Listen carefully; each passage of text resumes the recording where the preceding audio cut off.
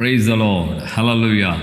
దేవుని పరిశుద్ధ నామానికి మహిమ కలుగునుగాక. క్రీస్తునందు నా ప్రియమైన దేవుని బిడ్డలైన మీ అందరికీ ఉదయకాలపు శుభములు తెలియజేస్తున్నాను.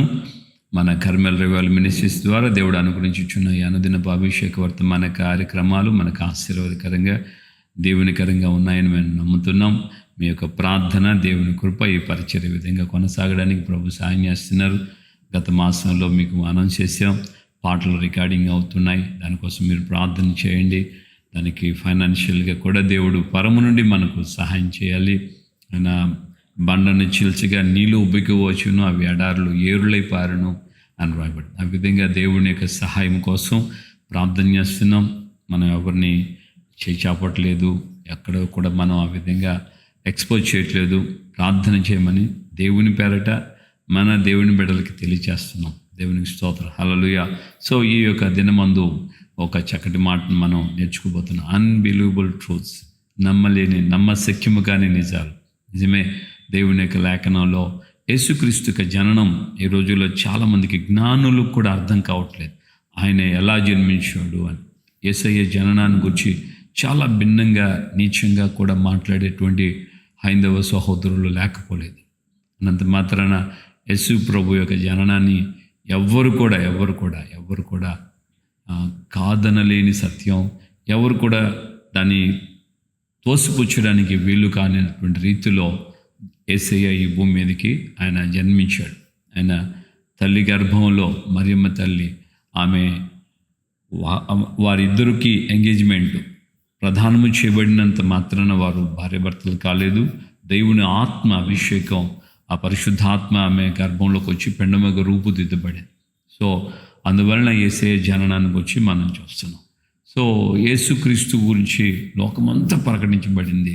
నమ్మిన వారు రక్షించబడతారు, నమ్మని వారికి శిక్ష అని కూడా దేవుని లేఖనాల్లో మనం చూస్తున్నాం. సో 1700 శతాబ్దంలో 25వ సంవత్సరం నుంచి 65వ సంవత్సరం, ఒక 40 years, ఎగ్జాక్ట్లీ 40 yearsలో ఒక వరల్డ్ రికార్డు నమోదైంది. ఇప్పటికీ కూడా ఆ వరల్డ్ రికార్డు నమ్మలేని నిజం.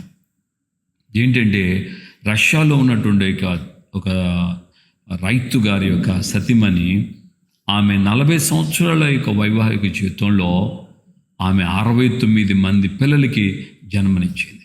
69 మంది పిల్లలకి. సో ఆమె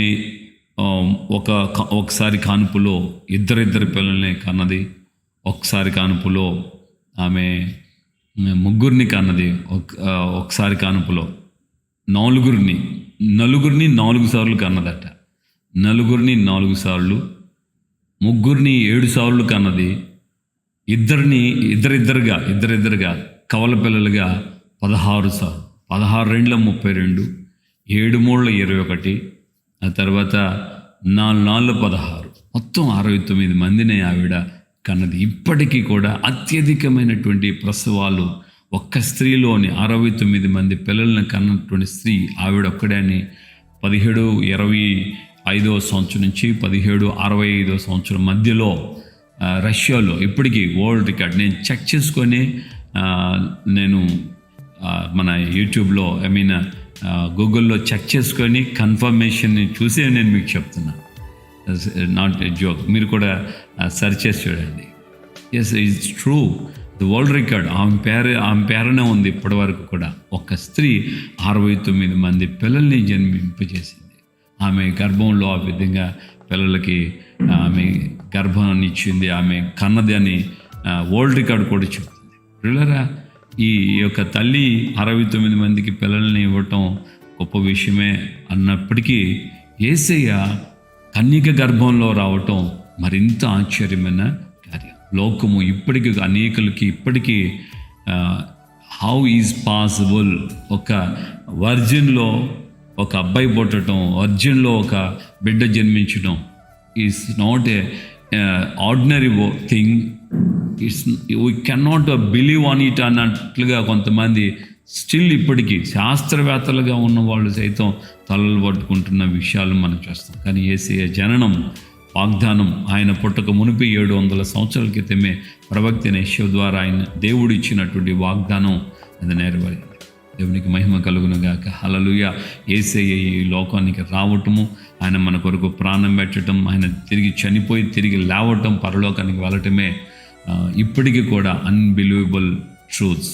సో నమ్మశక్యం కానీ నిజాలు అని మనం లోకంలో కొంతమంది అంటారు. కానీ మనము we are the believers, we are the followers of Jesus Christ. So మనం నమ్ముతున్నాం, వాక్యమును మనం చదువుతున్నాం, వింటున్నాం, గ్రహిస్తున్నాం, నమ్ముతున్నాం. మనం చూడలేదు యేసయ్యని, చూడక నమ్మిన మనం ధన్యులమని యేసయ్య చెప్పాడు. కనుక 2020 సంవత్సరాలు అయిపోయింది దాదాపుగా.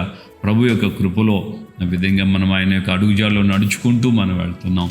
సో మనము ఆధ్యాత్మికంగా ఎంతమందిని మనం కనగలిగాము సరే ఆలోచించండి. ఈ రోజుల్లో కొంతమందికి శారీరకంగా కూడా పిల్లలు లేరు.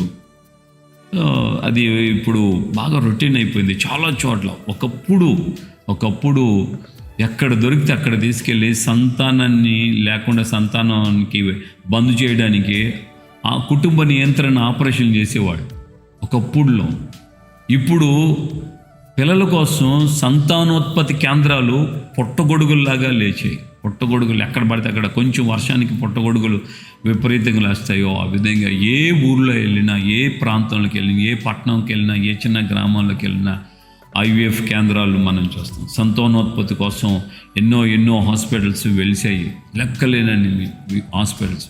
కొంతమంది ఫేక్ డాక్టర్స్ కూడా గత 2 నెలలుగా ఫేక్ డాక్టర్ ఒక ఆవిడ ఉంది కదా, ఆమెను గురించి సృష్టి ఆ యొక్క మొత్తం ఆమె సృష్టిస్తుంది నిజంగానే. షీజ్ ఏ క్రియేటర్ లాగా. సో ఆమె సృష్టిస్తూ ఉంది.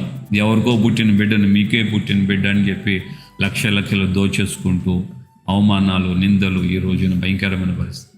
సో ఇదంతా కూడా భూ సంబంధమైనటువంటి అక్షర సంబంధమైన సంతానం. కానీ ఆధ్యాత్మికమైన సంతానంగా నువ్వు ఎంతమందికి జన్మనిచ్చావు?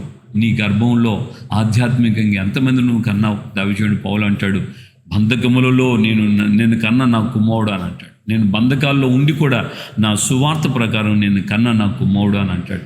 కుమారుడుగా అంటే సువార్త ద్వారా నేను కన్నానన్న. మరి ఈ రోజున మనం కనగలుగుతున్నామా? సువార్త ద్వారా మనం చెప్పగలుగుతున్న వాక్యం ద్వారా నేను ఈ అబ్బాయికి ఆత్మీయ తండ్రిని, ఆత్మీయ తల్లిని అని మనం చెప్పగలుగుతున్నామా? ఎంతమంది మనల్ని గురించి మా ఆత్మీయ తండ్రి, మా ఆత్మీయ తల్లి అని చెప్పగలరు? ఈ విధంగా నువ్వు ఆధ్యాత్మికమైన రీతిలో సంతానం నువ్వు కనాలి. ఆధ్యాత్మికమైన సంతానం నీకు ఉండాలి. ఆ విధంగా నువ్వు దేవుని సన్నిధిలో ప్రార్థన చేయి. నాకు ఆత్మ సంబంధంగా సంతానం లేకపోతే నేను ఎలా ప్రభువా? తల్లైన హన్న ఒక కుమారుని కోసం కన్నీళ్లు పెట్టుకునేది, ఎంతో ఉపవాసాలు ఉంది, కృంగిపోయింది. ఒక కుమారుని ఇస్తే నేను తిరిగి నీకు ఇస్తానని వాగ్దానం చేసింది.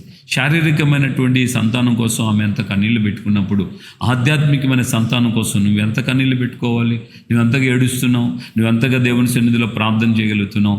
ఆధ్యాత్మికమైన స్పిరిచువల్ నీకు ఆ యొక్క సంతానం నీకు ఉందా?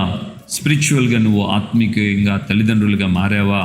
ఒకసారి మనల్ని పరిశీలించుకుందాం. ఆ తల్లి ఆమె 69 మందికి జన్మనిచ్చింది. శారీరకంగా అంత ఆమె యొక్క శరీరం, ఆమె యొక్క పరిస్థితులు దృఢంగా ఉన్నాయి. ఆమె క్యాపబుల్ అయింది. ఆ విధంగా ప్రెగ్నెంట్తో ఆమె బిడ్డలకి జన్మనిచ్చింది. ప్రియులరా, మనం గమనించాల్సిన విషయం ఏంటంటే మనం పరలోక రాజ్యం నిమిత్తమై ఎంతమందికి మనం జన్మ ఇవ్వగలుగుతున్నాం? దావీదు పేతురు గారు ఆ మొదటి ప్రసంగంలోనే ఇంచుమించు 3,000 మందిని ఆయన కన్నాడు. 3,000 మందికి ఆయన సువార్త ద్వారా రక్షణలోకి ఆయన నడిపించాడు. మనం ఏం చేస్తున్నాం? ఒక ఫిలిప్పు సువార్తికుడే వెళ్ళి ఆయన సమరయులను అందరినీ కన్నాడు. ఒక సమరయ స్త్రీ యేసయ్య ద్వారా మారిన తర్వాత ఆవిడ వెళ్ళి ఊరిని ఆమె కన్నది. నువ్వు కన్నావా? ఎంతమందిని కన్నావు? దేవుడు మనల్ని ఎక్కడితే మనం ఏం చెప్తాం? ప్రార్థన చేసుకుందాం. ప్రభు యొక్క మహిమలో ఆ రాజ్యంలో ఉన్నప్పుడు నీకు సంతానం లేకుండా నువ్వు బాధపడకూడదు. ఈ భూమి మీద సంతానం లేకపోయినా ఇబ్బంది ఉండదు, కొంతకాలమే బాధ ఉంటుంది తప్ప పరలోకంలోకి వెళ్ళిన తర్వాత యుగాలు ఉంటాం, అక్కడ మరణం ఉండదు.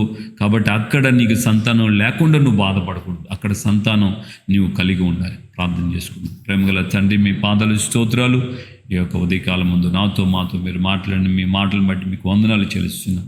అయ్యా, అన్బిలీవబుల్ ట్రూత్గా నమ్మశక్యం లేని నిజాలను గురించి కొన్ని విషయాలు మీరు మీ యొక్క ఆత్మ ద్వారా మీ జననం, మీ మరణం, మీ పునరుద్ధానాన్ని గురించి మాకు విషదపరిచారు. అలాగే ఆ యొక్క తల్లిగారు 69 మంది బిడ్డలకి జన్మనిచ్చినట్లుగా మేము ఆమెను గురించి విన్నాం అయ్యా. అలాగే నా ప్రభువా, ఆధ్యాత్మిక మా జీవితంలో శారీరకంగా ఉన్నా లేకపోయినా ఆధ్యాత్మికంగా మా జీవితంలో మేము మీ ఎదుటకి వచ్చినప్పుడు, మహిమలోకి ప్రవేశించినప్పుడు మాకు సంతానం లేదు అనే పరిస్థితి మాకు రాకూడదు. అలాంటి స్థితి మేము తెచ్చుకోవాలి అయ్యా. ఇప్పుడు ఈ భూమి మీద ఉండగానే మేము సువార్త ద్వారా అనేకుల్ని రక్షణలోకి నడిపించి ఆ యొక్క తల్లిదండ్రులుగా మారుటకు సహాయించండి. చిన్నలు మొదలుకొని పెద్దల వరకు ప్రభా, ప్రతి ఒక్కొక్కరు నా విధంగా మీరు నడిపించమని ప్రార్థన చేస్తున్నాం. కృపయు సన్నిధి సమాధానం తోడుగా ఉంచి ఘనత, మహిమ, ప్రభావాలు మీరు మాత్రమే పొందమని, ప్రతి వారిని ఆ విధంగా ఆధ్యాత్మికమైన తల్లిదండ్రులుగా మీరు చేయమని యేసు పరిశుద్ధ నామంలో ప్రార్థన చేసి పొందినాము. ఆమేన్. మన ప్రభు అయిన యేసుక్రీస్తు కృపయు తండ్రి అయిన దేవుని ప్రేమ, పరిశుద్ధాత్మిక అన్యోన్య సహవాసం, సమాధానం ఇప్పుడు ఎల్లప్పుడూ సకల పరిశుద్ధులకి మనకును ప్రభు అక్కడ పర్యంతం కృపతోడే ఉండి నడిపించును గాక. ఆమేన్, ఆమేన్. హల్లెలూయా. ప్రభుపేట అందరికీ వందనాలు. నిశ్చయంగా మనం ఆధ్యాత్మికంగా తల్లిదండ్రులుగా మనం మార్చబడాలి. దానికి వయస్సుతో నిమిత్తం లేదు.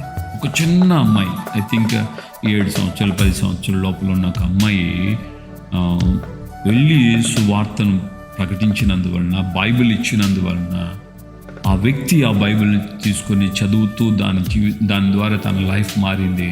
ఆయన గొప్ప, ప్రపంచంలో పేరుగాంచినటువంటి గొప్ప సేవకుడయ్యాడు. ఆయనే పాల్ యాంగిచోగా. ఆయన రక్షించబడ్డానికి ఏ పాస్టర్ గారో ఏ పెద్ద బిలీవరో వెళ్ళలేదు.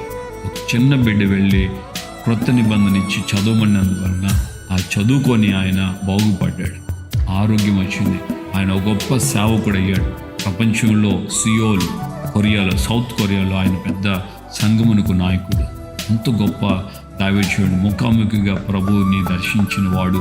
అలాంటి గొప్ప దైవజనుడిగా ఆయన సాక్ష్యం మనం చదవగలుగుతున్నాం, వింటున్నాం.